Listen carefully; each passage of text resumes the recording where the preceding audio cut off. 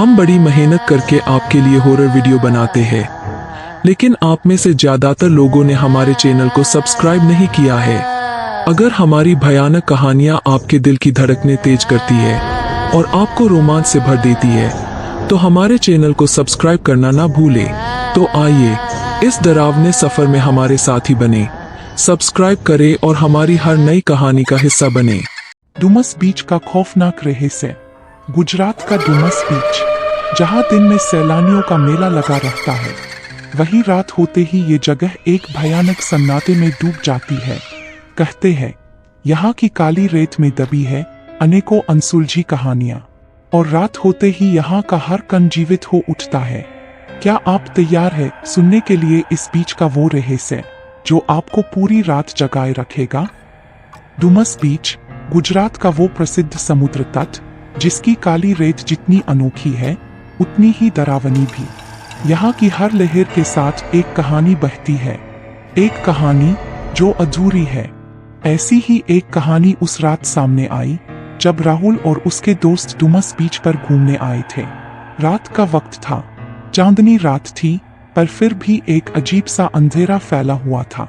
राहुल और उसके दोस्त हंसते खेलते बीच पर टहल रहे थे, पर अचानक एक ठंडी हवा का झोंका आया और सबके चेहरों पर हंसी थम गई। ये हवा इतनी ठंडी कैसे हो सकती है? राहुल ने सवाल किया, लेकिन किसी ने जवाब नहीं दिया। सबने महसूस किया कि कुछ तो गलत है। वे लोग धीरे धीरे आगे बढ़े जब अचानक उनकी नजर एक पुराने जर्जर झोपड़े पर पड़ी जो बीच के किनारे खड़ा था। चलो देखते हैं वहां क्या है, राहुल के दोस्त ने कहा। लेकिन जैसे ही वे झोपड़े के पास पहुंचे, उन्हें ऐसा महसूस हुआ जैसे कोई उन्हें देख रहा हो। यहाँ कोई है? राहुल ने जोर से पूछा, लेकिन जवाब में सिर्फ सन्नाटा था।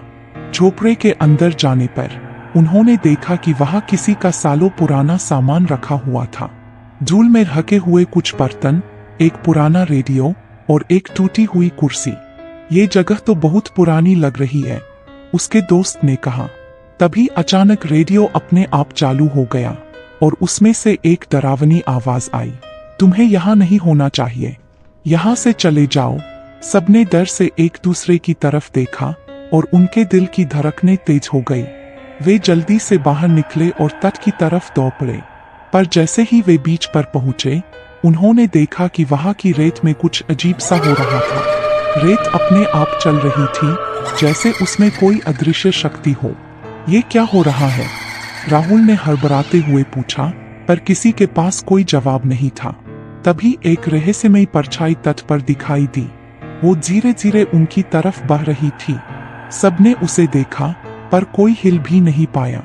परछाई के पास आते ही सबने देखा कि वो एक औरत की परछाई थी, जिसकी आंखों से खून बह रहा था। कौन हो तुम? राहुल ने कांपते हुए पूछा। औरत ने धीरे से कहा, मैं वही हूँ जिसे तुमने भुला दिया, पर मैं तो कभी नहीं भूलूंगी। ये सुनते ही सबकी रूह कांप उठी। वे दौड़ते हुए वहां से भागने लगे, पर हर कदम पर वे वही परछाई देखते। तट की रेत अब उनके पैरों को पकड़ने लगी थी, जैसे उन्हें वहां से बाहर जाने नहीं देना चाहती हो। राहुल ने चिल्लाकर कहा, हमें यहाँ से निकलना होगा, जल्दी करो। पर किसी ने उसकी बात नहीं सुनी।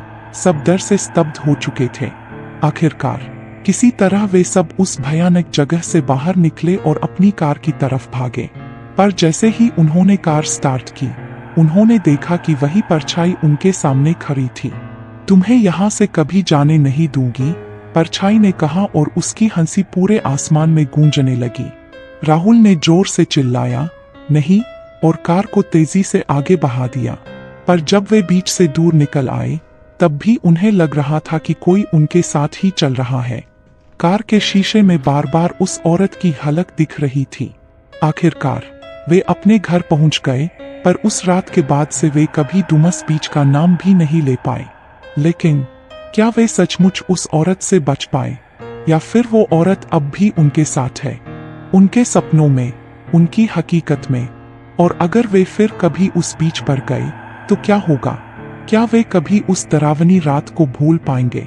इस सवाल का जवाब शायद कभी न मिल पाए, क्योंकि डुमस बीच की सच्चाई अभी भी अंधेरे में छुपी हुई है। Subscribe Fear Fuse for more.